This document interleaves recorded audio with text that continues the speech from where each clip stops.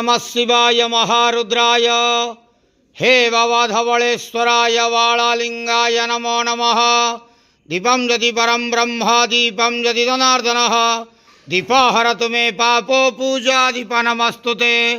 अहे धवलेश्वराय वाळालिंगाय महाप्रभु संसार सुखी रखंतु। आज शुभ शनिवार रे समस्त श्रद्धालु भक्त मान को आशीर्वाद करंतु, मनस्कामना पूर्ण करंतु, कर्म क्षेत्र उन्नति करंतु, ग्रहरिष्ठ खंडन करंतु, जगतर मंगल करंतु, विश्वर कल्याण करंतु, आपणकर नाम विख्यात करंतु, सेवकर डाक श्रवण करंतु, समस्त गुआवसा भक्त मानकर मनस्कामना पूर्ण करंतु। जो जो भक्त माने आपण पाखरे मानसिक रखिछंती तांका मानसिक पूर्ण करंतु।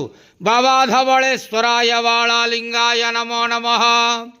संसार सुखी रखंत आनंद गवार हरि बोलो। आज शुभ शनिवार रे समस्त श्रद्धालु भक्त मान को आशीर्वाद करंतु, आनंद गवार हरि बोलो। बाबा धवलेश्वराय वाळालिंगाय नमो नमः।